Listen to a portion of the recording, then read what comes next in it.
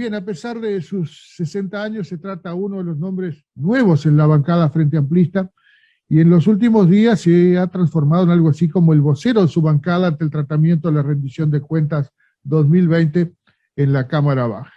Es un gusto recibir en edición limitada al diputado Gustavo Olmos, o prefiere que lo llamemos Tato Olmos. Bienvenido, diputado.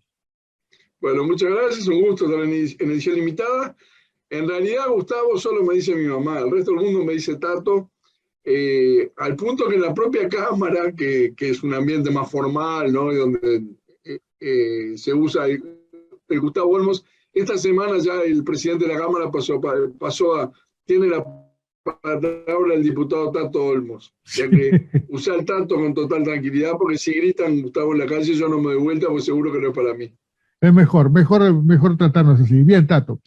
El presupuesto nacional presentó muchos reparos a la bancada opositora, hecho que para nada es novedoso, porque siempre sucede de esa manera.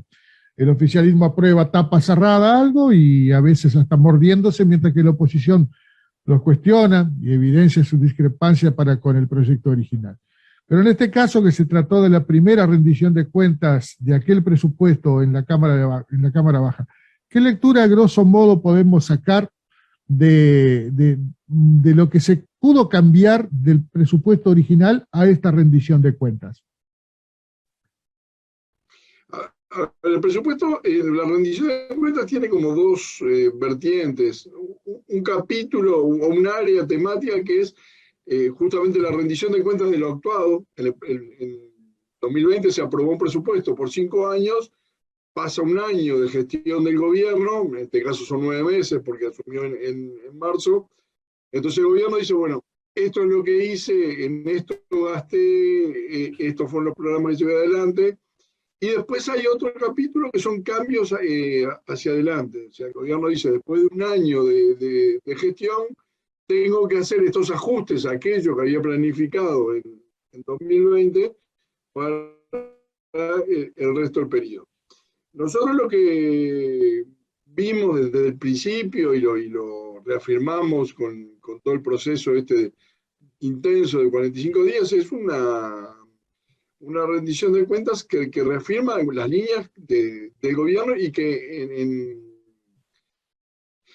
en la crisis derivada del coronavirus no ha dado respuestas, o no ha dado todas las respuestas que podría haber dado. Yo creo que esa es la expresión más justa para ayudar a que la gente superara la situación derivada de la pandemia, o sea, las consecuencias económicas y sociales que eso tiene, y que pueda vislumbrar un futuro post-pandemia. Estamos acercándonos de alguna manera al final o por lo menos a una tregua en términos sanitarios, y bueno, hay una reactivación de la economía en la cual el Estado tiene que ser un actor importante. Y en ese sentido, la visión del gobierno es otra. La visión del gobierno es que los agentes privados van a ser los que dinamicen la economía y eso es lo que va a generar empleo. Una visión que no se corresponde mucho con los datos que está dando la realidad, incluso los sectores a los que le está yendo mejor, los sectores que están teniendo más dinamismo en la economía, como es el agro, no son los que son más demandantes a la inversión pública, a la construcción como un factor dinamizador, y sin embargo el gobierno informa que ahorró 1.450 millones de pesos el año pasado en vivienda. O sea, eso no puede decirse que sea un ahorro, que sea una mejora en la eficiencia, que es el discurso que tiene el gobierno, sino que simplemente es no haber destinado todos los fondos que estaban disponibles para solucionar temas de vivienda y además aprovechar el derrame que tiene eso sobre otras áreas de actividad, porque la construcción es un sector que mueve mucha cosa en la economía. O sea, que permíteme una pequeña interrupción. Sino todos los tercerizados. Sí. Claro. Pero, sí, te interrumpí por lo siguiente. Tú abordaste el tema justamente del ahorro, muy significativo, ahorro entre comillas, bien lo dijiste, en materia de construcción, en materia de vivienda concretamente. Y precisamente es un tema que acá Rivera, y en edición ilimitada lo hemos tratado, y en el medio en el que estamos, R+, Radio y Televisión, lo hemos abordado muy a menudo, porque se está a punto de dar una situación acá en nuestro departamento que tiene como protagonistas a 9 familias, perdón, que van a ser desalojadas ya esta próxima semana, luego de que se constituyeran en un asentamiento irregular en un terreno particular, pero cuyo propietario no ha reclamado la propiedad del terreno, y fue la Intendencia Departamental la que, ejerciendo la función de policía territorial, se presenta la acción judicial, que otorgó una prórroga de 60 días que expiran ahora justamente el día 24 de agosto, y estas familias van a ir a la calle. Y no hay respuesta por parte del Ministerio de Vivienda, a pesar de que en campaña electoral se hablaba y se gritaba a los 4 vientos que había la propuesta de construir hasta 50.000 viviendas. Con este ahorro que tú decís en materia de vivienda por parte del Poder Ejecutivo, muy lejos de poder completarse o de poder concretarse esa promesa electoral, y muchas son las familias que en los momentos más difíciles que recuerda nuestro país, porque esta pandemia, esta emergencia sanitaria que estamos viviendo, yo que no tengo 60 años, pero ya ando cerca, jamás lo vimos, ¿no? Sí. A ver, el gobierno tiene en eso como un discurso, un doble discurso, un discurso y una acción que no se corresponde con ese discurso. Como tú decías, en campaña electoral se habló de 50.000 viviendas, la hoy ministra lo dijo en los primeros meses después de que había sido designada y antes de empezar a ejercer el cargo, y después se empezó a decir que, bueno, era una forma de decir, era una expresión sin que eso significase un compromiso de gestión. De hecho, Sí, el compromiso... una forma de captar votos. Una forma de captar votos. Claro. De hecho, el compromiso que viene en el plan quinquenal de vivienda son 3.805 soluciones habitacionales menos que las que se hicieron en el último gobierno del Frente Amplio. O sea, va a haber una caída en la construcción de viviendas y en las soluciones que otorga el Estado. En las cooperativas de vivienda, por ejemplo, que se venían haciendo 2 sorteos anuales, el año pasado ya se hizo uno solo, y para este año hay anunciado uno solo, por lo cual quiere decir que la mitad de las cooperativas no van a poder acceder a los préstamos, por lo menos en el plazo que estaba previsto. Esto, en relación a los asentamientos, nos decía, hay por un lado hay un discurso y una propuesta que es sacarle fondos a colonización para asignarlos a la solución del tema de los asentamientos. Esos fondos son muy limitados, pero además son mucho menos que lo que no ejecutó. Yo te decía, 30 millones de dólares no ejecutó el ministerio. Esto, en relación a los asentamientos, nos decía, hay por un lado hay un discurso y una propuesta que es sacarle fondos a colonización para asignarlos a la solución del tema de los asentamientos. Esos fondos son muy limitados, pero además son mucho menos que lo que no ejecutó. Yo te decía, 30 millones de dólares no ejecutó el ministerio.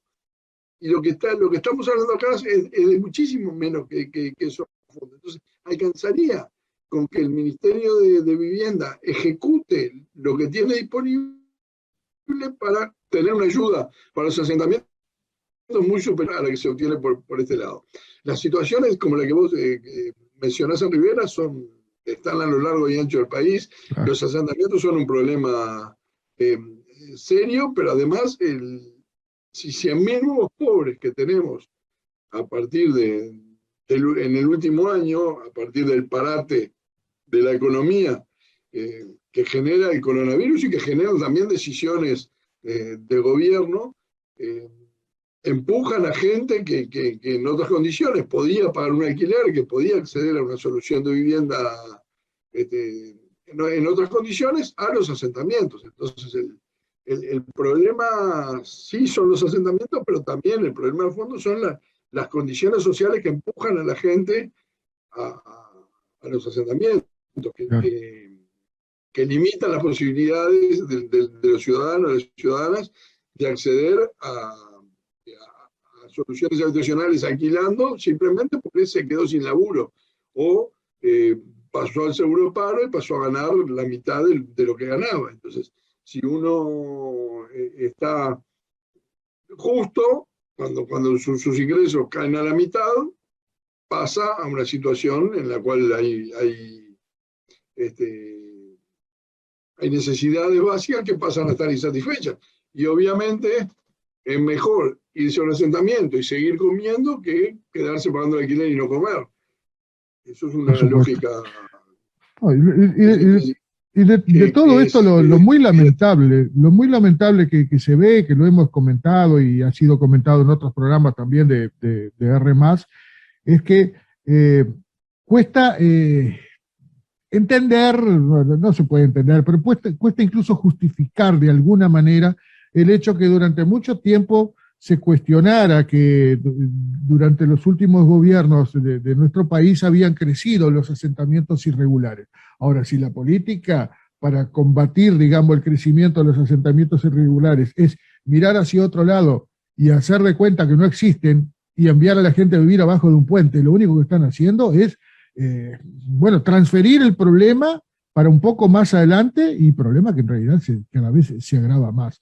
Yo sinceramente no veo, y me supongo que tú tampoco, una salida con esta visión que tiene el gobierno nacional de recortar, por más que se diga que se trata de ahorro, de recortar directamente fondos a áreas tan sensibles como es la vivienda, entre otros tantos, ¿no? sí, el recorte es en todo el Estado. O sea, todos los ministerios ejecutaron en 2020 menos dinero que en 2019. Eso es en todos los ministerios, excepto en salud pública, y es por Por la sentencias pandemia. judiciales. No, no es por la pandemia, es por sentencias judiciales derivadas de los medicamentos de alto costo. Ah, Porque claro, de hecho los gastos de la pandemia, de los gastos de salud, de vacunación y eso son en 2021, o claro. son en ACE, no son en el Ministerio de Salud Pública. Pero, a ver, volviendo al tema vivienda, acá tenemos una historia que arranca hace décadas, muchas décadas. Antes se llamaban cartegriles, después hay todo procesos que tienen muchos componentes, incluso en Montevideo o en las grandes ciudades tiene que ver con la expulsión o la separación de la ciudad en zonas donde vive gente de alto poder adquisitivo y zonas donde vive gente de menores recursos, una cosa que hace, no sé, 50 años estaba mucho más integrada, mucho más mezclada, y eso tiene consecuencias de todo tipo, porque en aquel esquema la gente de bajos recursos podía eh,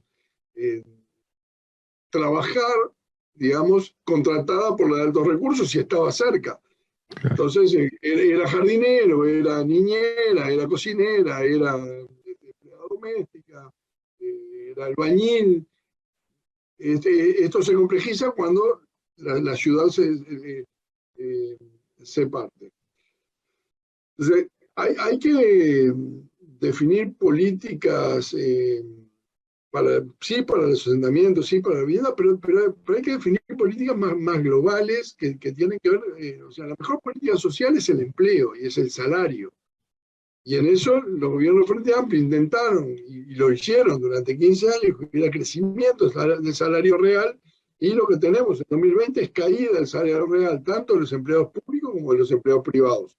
Y como las pasividades se ajustan en función de los salarios, de un promedio de salarios, también caen las pasividades. Entonces, ahí es donde tenemos el problema más grave y la mayor parte del ahorro que el gobierno hace en 2020 se explica por la caída de los salarios públicos y de las pasividades.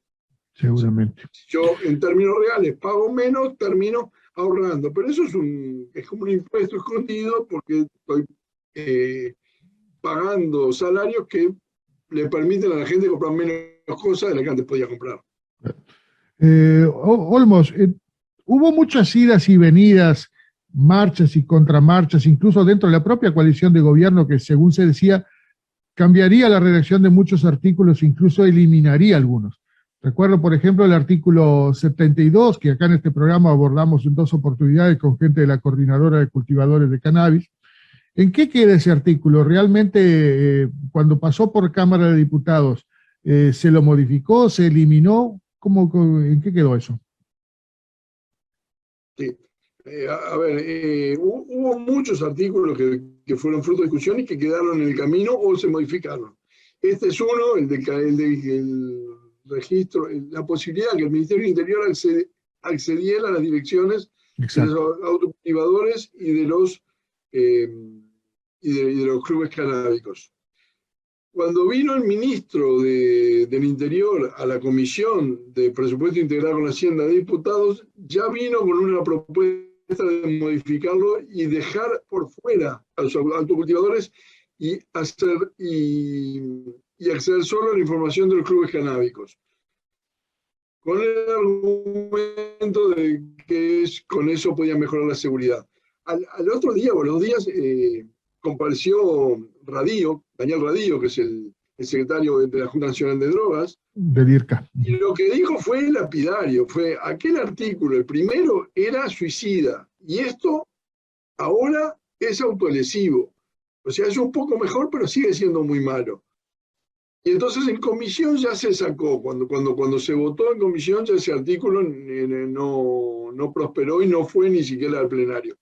Lo mismo pasó con el artículo que permitía a los organismos públicos a depositar sus fondos en bancos privados. Claro. Esto es una cosa que está desde el 86 regulada, que los organismos públicos tienen que depositar sus fondos en bancos públicos. Eso en aquel momento quería decir Banco República o Banco Hipotecario. Después, con la reestructura de toda la institucionalidad de viviendas, el banco hipotecario deja de tener cajas de ahorro y cuentas corrientes, entonces solo es Banco República.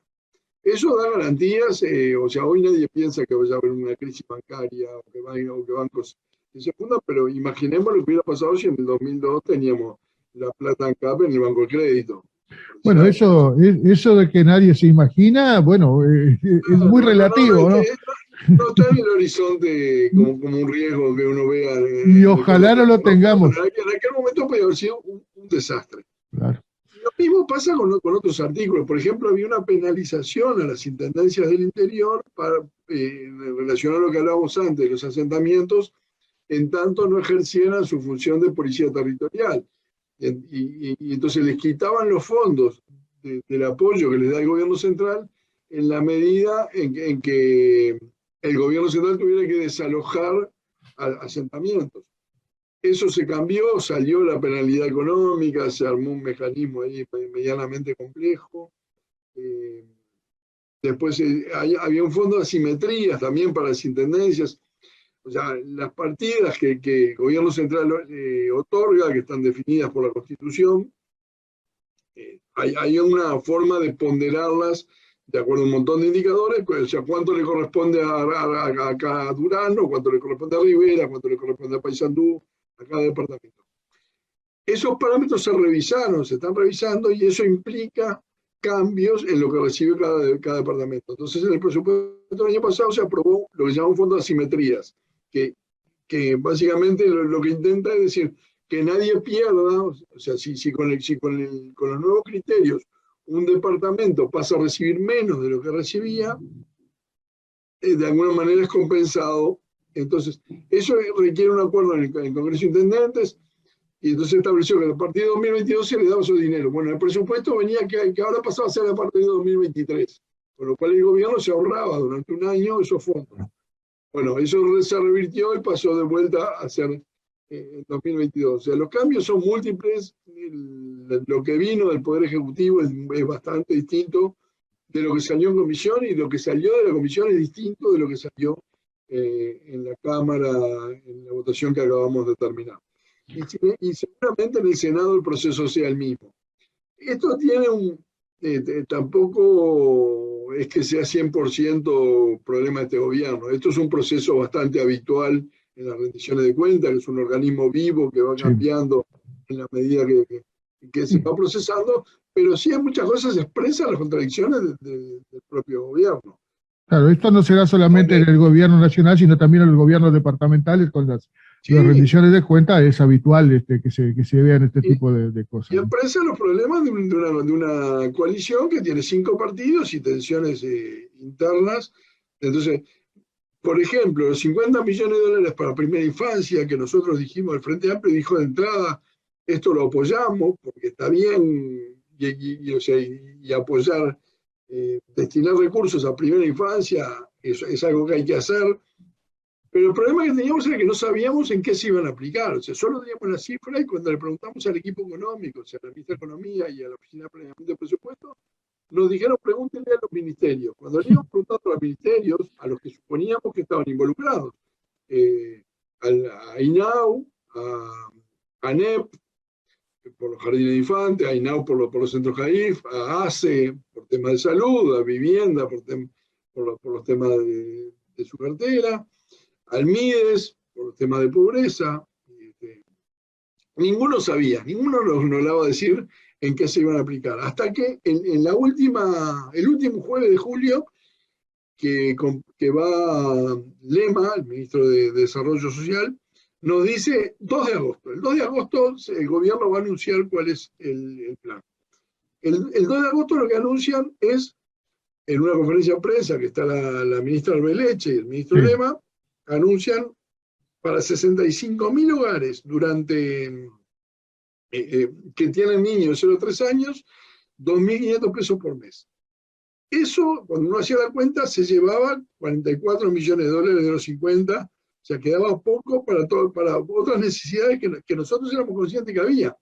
Por ejemplo, hay un conjunto de centros CAIF y de jardines de infantes que empezaron a construirse bajo el gobierno del Frente Amplio, pues se terminaron en 2020 o 2021, y que no tienen asignados recursos en el presupuesto para funcionamiento. O sea, no hay recursos destinados a equipamiento, a todo, de funcionamiento y a contratación de personal. Acá tenés un montón de infraestructura que se creó y que tenés que ponerle recursos para que funcione y cumpla su objetivo. Esto generó líos a su vez en la coalición y entonces terminó viniendo una modificación al artículo que establece una cifra para que cae el año que viene y una que es para un bolsón donde está INAU con el centro CAIF, ANEP, está el Ministerio de Vivienda, está ACE, pero no sabemos qué va para cada uno. Y después aparecen más artículos que crean un fondo de maternidad que tome o se financia con parte de esos 50 millones de dólares. Entonces, hay una parte que es de la dinámica y otra parte que es de las contradicciones de la coalición de gobierno y de sus negociaciones internas, donde hay una tensión de cabildo abierto por darle más fondos al Ministerio de Vivienda y del Partido Colorado por darle más fondos a ANEP, porque tiene a Robert Silva dirigiendo la ANEP y así sucesivamente. Sí, un discurso muy lindo para la tribuna cuando hablamos de determinados montos, pero que después en los hechos vemos que la improvisación es lo que sigue campeando en buena parte de la gestión de este gobierno. Desde el Claro, porque Frente no Amplio, sabemos, en este ejemplo, si ahora que el PIB va a dar menos dinero, ¿qué va a hacer? ¿Le va a dar menos de 2.500 pesos a las 65.000 familias? ¿O le va a dar a 20.000 familias, por decir alguna cifra, los 2.500 claro, pesos? No tenemos idea y no qué barbaridad. Desde filas del Frente Amplio, ¿qué incidencia tuvo? ¿Qué lograron ustedes como bancada modificar o imponer como modificaciones en el proyecto original que venía? A ver, nosotros en votamos muchas cosas que no fueron acompañadas y que ahora se lograron revertir. Por ejemplo, un plan unos fondos para hacer no para definir un centro de vacunación, sino para hacer el estudio de viabilidad de un centro de producción de vacunas en el Uruguay. O sea, que ayer se anunció que estaría pronto para el 2025. Bueno, en principio lo que se aprobó ahora es que en un año se haga el estudio de factibilidad y todo el diseño institucional, científico, todo lo que se requiere. También algunos fondos para el Hospital de Clínicas, para 3 programas que el Hospital de Clínicas planteaba y que a nosotros nos parecían bien relevantes. Uno que es para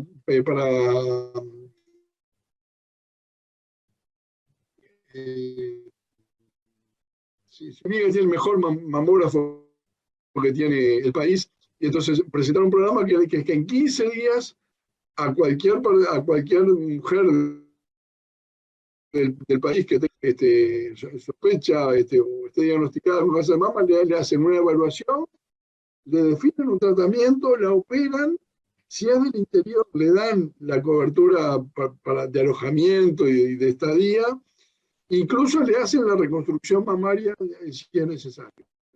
Otro programa tenía que ver con el COVID, con secuelas del COVID. O sea, hay mucha gente que padeció, que tuvo el virus y que después queda con secuelas respiratorias, motrices de otro tipo. Entonces, bueno, hacer una clínica que enfoque eso. Y una tercera es algo que ha pasado, es la postergación de cirugías menores. Tengo una hernia, tengo cosas de ese tipo que pueden esperar, y entonces eso se fue postergando, lo cual generó una acumulación que ahora hay que destrabar. Entonces, bueno, hacer una clínica de cirugía del día que ayude a que los pacientes de ACE y también de las mutualistas privadas puedan salir rápidamente. Bueno, para eso se consiguieron fondos también y se aprobó. Otra cosa que la trabajó mucho Alfredo Flati, que es el presidente de la Cámara, que es diputado por el Frente Amplio de Cerro Largo, es un esquema a ver, en el interior, sobre todo en las localidades más chicas, hay un problema que es que médicos se establezcan allí. Entonces, es un programa que apunta a que estudiantes muy avanzados en la carrera o médicos que se recibieron hace poco hagan su internado, hagan parte de su proceso, pero recibiendo un salario en esas localidades. Entonces, en vez de hacerlo en los grandes hospitales de Montevideo, ayudar a que vayan a solucionar un tema de salud. Un incentivo para una práctica remunerada. Claro, exactamente, pero que soluciona la atención de la gente que vive en esas localidades y que hoy tiene que trasladarse a centros urbanos mayores para poder recibir atención. Claro. Y después perdimos en otras, por ejemplo en la UTEC, que nosotros apoyamos una propuesta que venía, porque la UTEC tiene algunas carreras que la Universidad Tecnológica básicamente está instalada en el interior, no existe en Montevideo, es una política de descentralización y que ha tenido excelentes resultados y un muy buen nivel. Entonces hay carreras que se iniciaron en los últimos años, y claro, el primer año que yo inicio una carrera necesito los docentes de primero y los recursos para el primer año, pero el segundo año necesito primero y segundo, y el tercer año primero, segundo y tercero. Entonces hay un incremento que hasta que me estabilizo. Entonces hay carreras en Rivera, hay carreras en Río Negro, y hay carreras en Durazno que estaban en esa situación, y que usted decía, con los fondos que tengo no me alcanza para mantenerlas. Entonces ahí hicimos nosotros respaldamos esa propuesta, no se aprobó, esperemos que en el Senado eso se revierta, y eso también limita algunas políticas de expansión que tenía UTEC, que pensaba instalar en Cerro Largo otro polo, en La Valleja uno más, y bueno, esas iniciativas seguramente se se van a ver frustradas o postergadas, Postergadas al en menos. la medida en que no haya fondos. Claro. Ustedes terminaron de votar en Cámara de Diputados ayer, luego de 25 horas de debates, y esto pasa ahora al Senado. ¿Cómo sigue el trámite, Olmos? ¿Qué plazo tiene el Senado como para concluir de su parte el tratamiento y votación? El Senado tiene 45 días, igual que tuvo la Cámara de Diputados.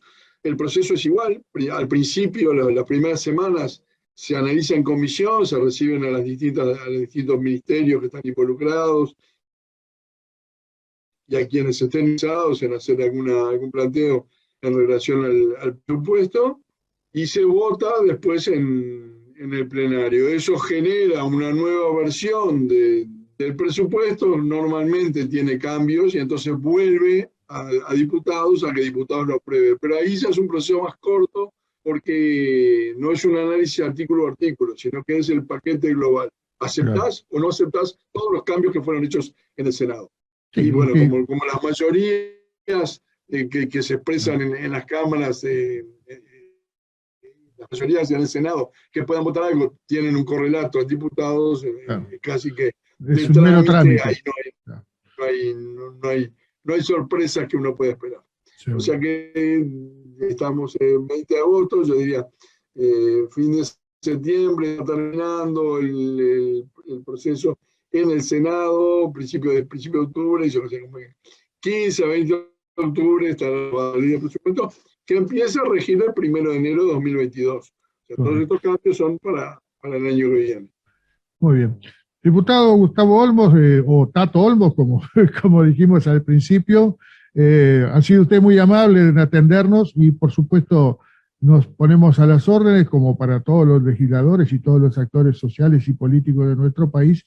Las cámaras y los micrófonos de R+ y de edición ilimitada están disponibles para siempre que se quiera emitir cualquier concepto, cualquier información a la ciudadanía. Muy amable. ¿Alguna reflexión final? Ha sido un gusto, y bueno, ahora salido de esta locura que es el proceso de rendición de cuentas, vamos a empezar a recorrer el país, así que cuando estemos por Rivera te avisamos y hacemos otra conversación mano a mano. Con mucho gusto, pero antes de salir al interior del departamento, anda a dormir, porque sí, terrible realmente. No, me he dormido en la siesta hoy, histórica. Dale, Bueno, un abrazo.